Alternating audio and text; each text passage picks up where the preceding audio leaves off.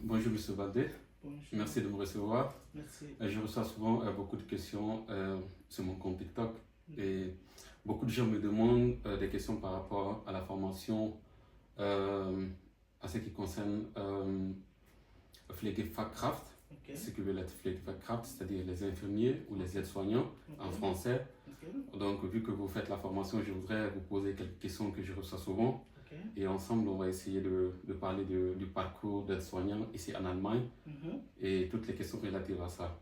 Ok. Avant tout, est-ce que vous pouvez vous présenter? Oui, moi c'est Baldé. Je suis en Allemagne depuis 3 ans maintenant. Et oui. D'accord. Qu'est-ce qui vous a motivé à venir en Allemagne? Et ce qui m'a motivé de venir en Allemagne, c'est par rapport à l'opportunité. Les Allemands donnent beaucoup d'opportunités au niveau des études, des formations, et que ce soit un demandeur d'asile ou quelqu'un qui est venu par un visa ou autre.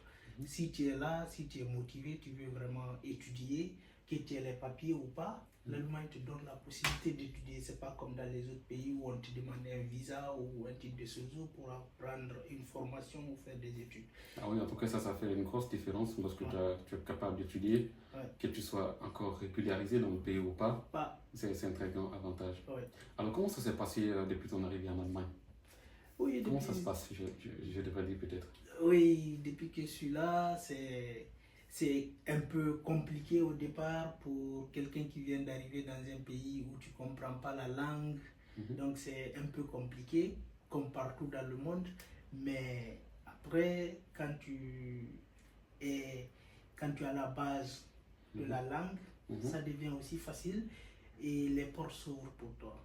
La langue, c'est une clé importante pour l'éducation. Oui, la langue, c'est la clé. C'est la clé. Pour venir ici en Allemagne et pour faire quelque chose ici en Allemagne, c'est la langue. Parce que ce qui est là, c'est la clé. Ouais. Alors, quelles sont les démarches que tu as entreprises, depuis que tu es là, pour pouvoir faire cette formation? Oui, depuis que je suis là, au niveau d'abord de l'école de langue, quand je faisais les cours de langue, et la dame qui nous faisait les cours de langue vit ma motivation, elle m'a proposé beaucoup de choses. Elle m'a même proposé de faire des études universitaires, mais vu le temps et quelque chose que l'âge aussi, donc l'objectif était là, je ne pouvais pas aller directement à l'université, et donc j'ai fait les cours de langue, et après là, et je suis parti dans une autre école pour faire aussi une formation de base de 6 mois qui m'a beaucoup plus aidé aussi. Et après cette formation, là aussi, l'école m'a beaucoup appuyé. L'école m'a beaucoup aidé et ils m'ont trouvé une entreprise. Et c'est par rapport, c'est de là, je suis parti à l'entreprise. Donc, j'ai fait d'abord quelques mois de stage et vu aussi la motivation, surtout la motivation. Donc, l'entreprise m'a proposé aussi une formation de 3 ans. D'accord, on va revenir sur le rôle qu'a joué l'école dans tout ça après. Dans la seconde partie de l'interview. D'abord, je voudrais savoir jusqu'à quel niveau as-tu suivi les cours de langue? Parce que pour pouvoir suivre les cours en allemand, il faudrait que tu parles la langue jusqu'à un certain niveau, peut-être un B1, un B2 ou un C1, je ne sais pas, jusqu'où est-ce que tu as suivi les cours de langue? Bon, j'ai suivi les cours de langue jusqu'au niveau B1, oui, jusqu'au niveau B1, mais j'ai fait une formation qu'on exige le B2, mais ça dépendra aussi de tes performances linguistiques, comment tu communiques par rapport aux gens. Et sinon, moi, j'ai fait jusqu'au niveau B1. Et après ce B1, je devrais faire normalement le B2. Mais vu la formation de base que j'ai fait et vu la motivation aussi, c'est la pratique linguistique. Et c'est aussi peut-être lié au fait que l'Allemagne a beaucoup besoin de personnel, son manque de personnel. Et il faut prendre tout ce qui est peut-être tout ce qui est là, tout ce que veut faire la formation, on leur donne une chance de le faire. Oui, on leur donne une chance de le faire et c'est juste pour ça même que cette formation que je suis en train de faire, c'est une formation qu'on fait dans les autres pays et à côté de l'Allemagne ici, dans les autres pays comme la Belgique, la France ou dans les autres pays. C'est une formation qu'on fait 4 ans ou plus. Mais ici en Allemagne, ils ont réduit la formation à 3 ans. Mais les écoles exigent une langue un niveau de langue de B2. Maintenant, ça dépend de l'entreprise. Il y a d'autres entreprises, quand ils vont te voir motivé et ils voient un peu ta communication, tu comprends, la compréhension c'est très important, et tu sais lire et comprendre quelque chose d'une lettre ou quelque chose venu d'un docteur ou d'un médecin spécialiste, ils vont te dire, bon, même avec le niveau de langue qui était à B1 ou quelque chose comme ça, ils vont te proposer la formation. Maintenant, c'est à l'école de te donner le niveau B2. Parce que je crois, après la formation, au niveau des délivrances des attestations, il te faut un B2. Mais si tu as une école qui te donne et les cours par semaine, même si c'est 2 fois, ça comble le trou de la langue. Ouais, je vois, voilà. Très clair. Alors, comment est-ce que ça se déroule, la formation? Comment la formation se déroule actuellement? Oui, la formation, c'est une formation qui se passe à base théorique et pratique. Et la formation, 2 fois, vous faites les cours, 1 mois de théorie et 6 semaines de pratique, 2 fois 5 semaines de pratique, 2 fois 1 mois de pratique. Mais ça, c'est équilibré. Alors, les deux vont ensemble en fait. Les deux vont ensemble. En plus, ce que j'ai remarqué, les heures de pratique sont plus que les heures théoriques. Sont plus importantes que les heures de théorie. Que les heures de théorie. Mais les deux vont ensemble. Tout ce que vous faites dans les cours théoriques, on vous envoie dans un lieu spécialisé, que ce soit dans un hôpital, que ce soit dans une maison de retraite, que ce soit dans les pédiatries où sont les enfants, que ce soit dans les maisons où sont les psychiatries, je crois.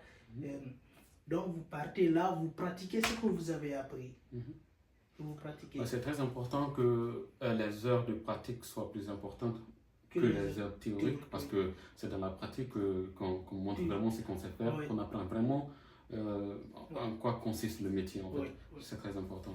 Alors, quelles sont les matières que vous étudiez en fait durant cette formation ou pendant cette formation? Oui, là, on fait beaucoup de matières liées à la biologie, surtout, mais à la biologie des pathologies, les maladies. Mais ces maladies, c'est pas comme chez nous. C'est les maladies qui sont là, qui existent ici en Europe. Pas de fièvre, de paludisme. Oui, le fièvre, c'est des symptômes ici, mais il y a des maladies. Il y a des maladies qui existent ici, peut-être qui sont chez nous, comme le diabète, par exemple. C'est des maladies très, très, très fréquentes ici en Europe. Et les apoplexes, c'est des maladies qui sont fréquentes partout dans le monde. Donc, c'est des maladies ici qu'on se base surtout et qu'on donne des cours sur ça. En plus, il y a une matière très importante qu'on s'accentue beaucoup et c'est la communication. Les modèles de communication. Ici, dans cette formation, on fait beaucoup de modèles de communication et ça te permet de voir comment communiquer avec les gens, pas seulement au niveau de ce métier, mais dans ta vie professionnelle. Et surtout pendant la forme, avec les patients, surtout, vous êtes appelé à travailler avec des personnes qui souffrent de pathologies, de maladies, peu importe. C'est très important de pouvoir communiquer avec eux, les rassurer surtout. Pouvoir leur dire pourquoi est-ce que vous êtes présent là pour eux et comment est-ce que vous devez vous occuper d'eux. Il faut que la communication soit fluide pour que les personnes comprennent ce qu'il s'agit. Voilà. Et là aussi, vous faites aussi l'éthique. L'éthique, ça c'est les normes. Les normes à suivre dans ce domaine médical, parce que c'est un domaine médical lié beaucoup à la médecine. Donc, ces normes, vous allez les étudier. Donc, c'est les maladies, c'est des matières qui sont connectées, qui ne sont pas spécifiques. Comme chez nous, on dit biologie, chimie, physique. Non, c'est pas comme ça. C'est des matières qui sont interconnectées, qui sont liées. On peut te donner un exemple là où tu peux faire ressortir toutes les matières dedans. De l'éthique à la communication, au système de santé, il y a tout. Alors, parlons un peu de la rémunération. C'est important d'étudier, mais c'est aussi important d'avoir un cadre de vie important pour pouvoir subvenir à ce besoin. Et voilà, parlons de ça. Comment est-ce que ça fonctionne? Bon, au niveau de la rémunération, depuis un certain moment, et au niveau de ce domaine, il y a des gens qui se plaignent, mais je crois pour moi c'est un peu bon, c'est très bien amélioré maintenant et les gens s'en sortent bien. On parle entre 1000 et 1100 euros, 1200 euros le mois net, parce qu'à la base, le net qui arrive dans ton compte, dès la première année, tu peux recevoir 1000.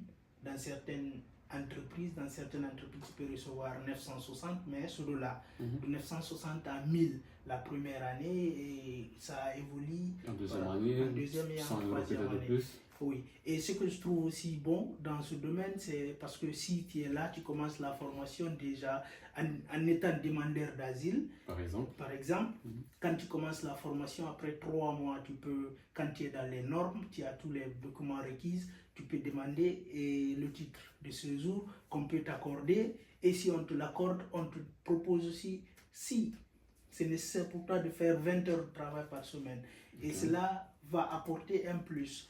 Alors on peut avoir un petit boulot de côté. Un petit boulot de côté de 20 heures qui peut t'apporter au moins 520 quelque chose qui peut aussi faire... Sans avoir payé les taxes. Sans avoir payé les taxes, qu'on appelle ici un mini-job. Ouais, c'est très bien, je crois. Ouais. Avec ça, on peut s'en sortir. Ouais. Alors, quelles sont les plus grandes difficultés que tu as rencontrées depuis que tu es là? Parce qu'on parle souvent des difficultés que rencontrent les étrangers ici en Allemagne. Est-ce que tu peux nous en parler toi personnellement? Quelles sont tes expériences? Oui, les plus grandes difficultés que j'ai rencontrées ici,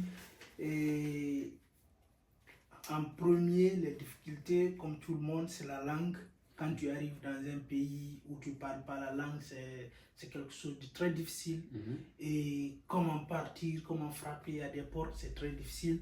Donc la langue, c'est un. Deuxièmement, c'est un niveau culturel. Oui, la culture, c'est différent. Les démarches sont différentes. Quand tu quittes dans des pays comme les nôtres, en Afrique, tu arrives ici où tout est structuré, où tout est bureaucratisé. Donc, quand tu arrives, et la patience, nous, on ne l'a pas tellement. Et l'Allemagne est réputée être un pays bureaucratique où toute une petite procédure peut durer des jours ou des mois. Voilà. Pour un simple signature sur un papier, on peut te dire, bon, tu viens après 2 semaines, on te donne le rendez-vous. Même si c'était possible de le faire tout de suite, on peut te dire, bon, de venir à la fin du mois. Donc, il faut être patient ici. Donc, ces difficultés de tempérament, de sorte culturelle, de la langue, ça, c'est les difficultés que j'ai rencontrées, mais au fil du temps, je n'ai pas encore fait beaucoup d'années, mais ça va. Ouais. Alors, on va parler du niveau de la langue. Beaucoup d'étrangers se plaignent de la difficulté à comprendre la langue allemande. Oui. Est-ce que tu as été confronté à ça aussi? Est-ce que tu t'es vraiment senti insuffisant en fait? La langue, le niveau de langue que tu avais, est-ce que tu as senti que le niveau était insuffisant par rapport à ce que tu voyais pendant les cours par exemple? Et là, je peux dire oui et non.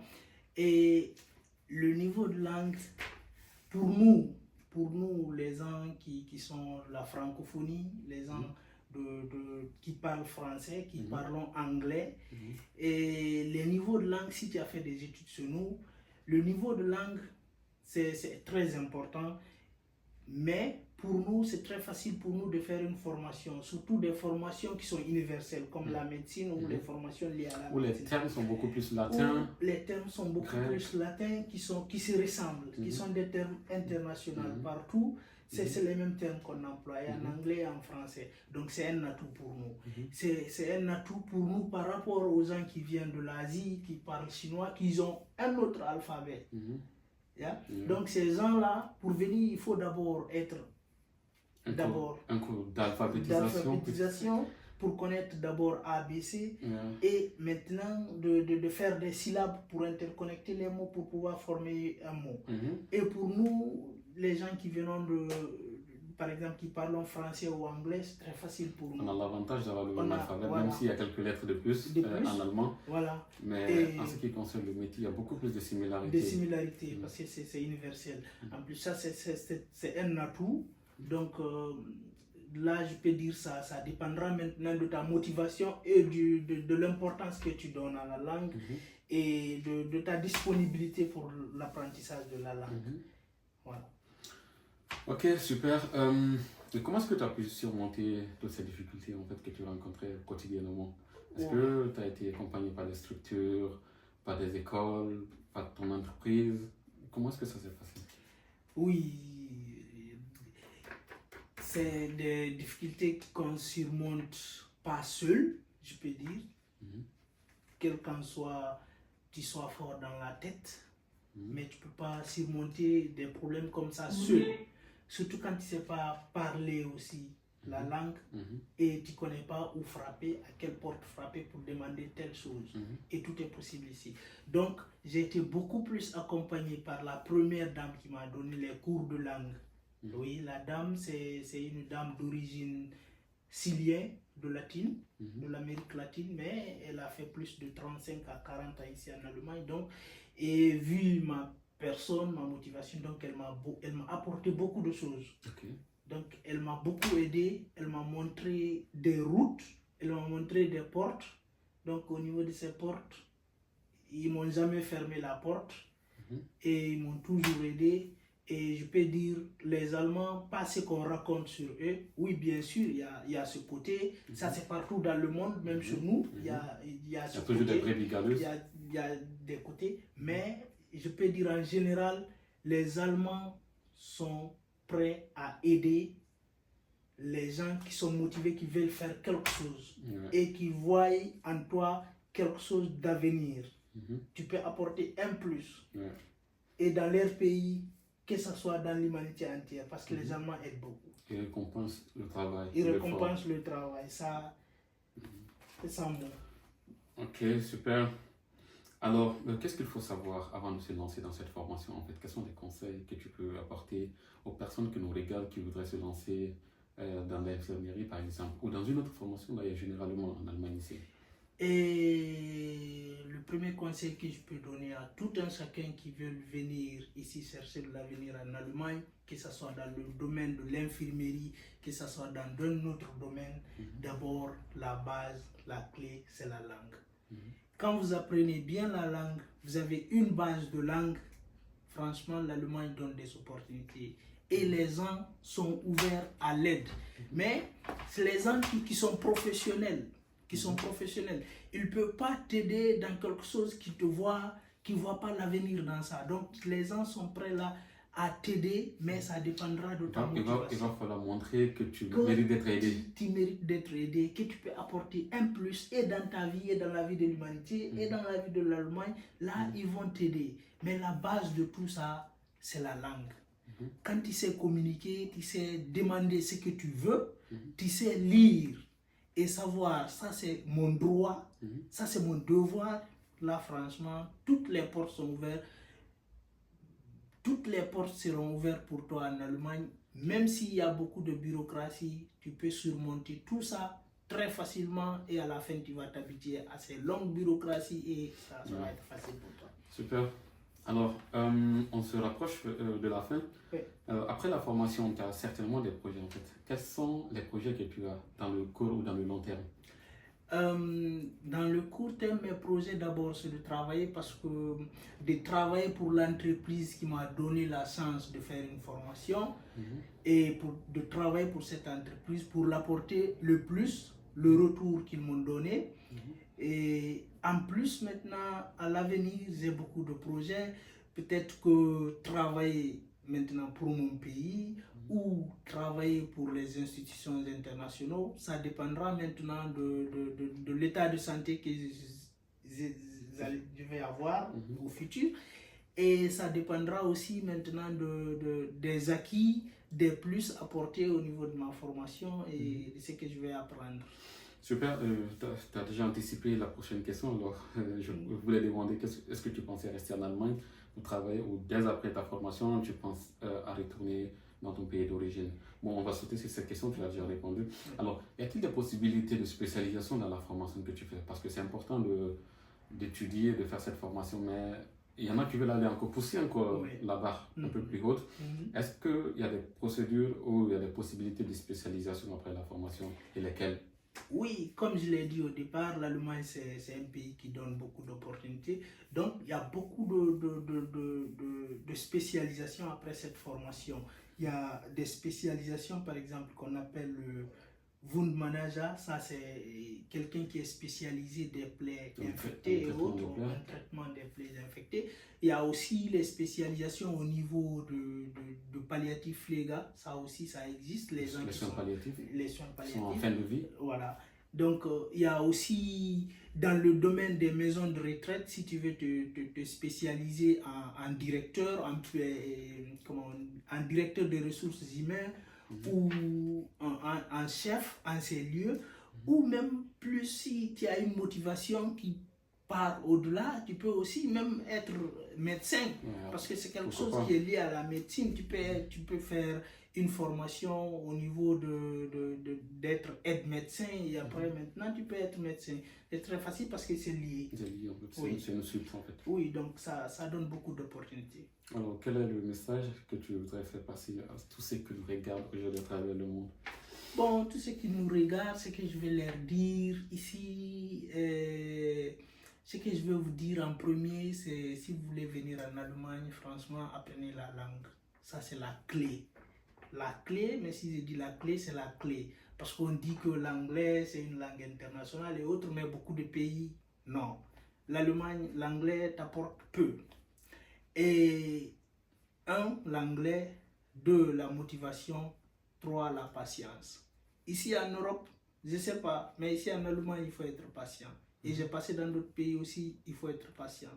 Donc, la langue, la clé, la patience dépendra fera de toi ce que tu veux devenir, et surtout la langue. Alors, beaucoup de personnes pensent à faire ce métier, peut-être. On pose beaucoup de questions par rapport à ce métier. Beaucoup le prennent aussi à la légère parfois. Ils pensent que c'est peut-être plus facile de le faire, mais est-ce que tu es de cet avis? Bon, toute chose est facile, mais je ne suis pas d'accord à ceux qui banalisent ce métier, parce que c'est un métier qui va à la vie d'un être humain. Donc, et les Allemands, ils ne vont pas accepter que quelqu'un qui n'est pas aussi qualifié que ça, qui prend soin de la vie de leur population. Donc c'est ce qu'il faut mettre en tête en premier. Ça concerne l'être humain en fait. Ça concerne l'être humain. Donc, et on joue pas avec. Dans tous les pays du monde, et on n'accepte pas que quelqu'un qui n'est pas aussi qualifié de jouer avec la santé ou la vie d'un être humain. Donc ça, c'est, je crois, les gens qui banalisent aussi beaucoup au niveau cette formation, et je ne suis pas d'avis. C'est une formation, il y a un adage qui dit si tu veux tu peux. Oui, on peut tout faire si nous avons la volonté, mais ce n'est pas aussi une formation qu'on peut prendre à la légère ou une formation qu'on peut prendre à la seconde. Si je dis bon, je rêve d'être ça, mais si je le deviens pas, bon, je vais faire la formation là, c'est très facile. Ça semble comme un plan B. Un plan B. Et là, je crois, c'est pourquoi il y a beaucoup d'échecs au niveau des examens à la fin. Parce qu'il y a les gens qui viennent par rapport en disant que c'est leur plan B, et à la fin maintenant, donc il faut être motivé. Alors, merci pour ce conseil, et je crois que ça va être notre mot de la fin. Merci à tous ceux qui nous regardent, et merci de m'avoir accordé cette interview. À la prochaine. Si vous avez d'autres questions ou liées à cette formation, ou par rapport à d'autres formations, peut-être que je trouverai des gens qui font ces formations et je me ferai le plaisir de les interviewer pour vous faire plaisir. À très bientôt. Merci. Ciao. Yeah.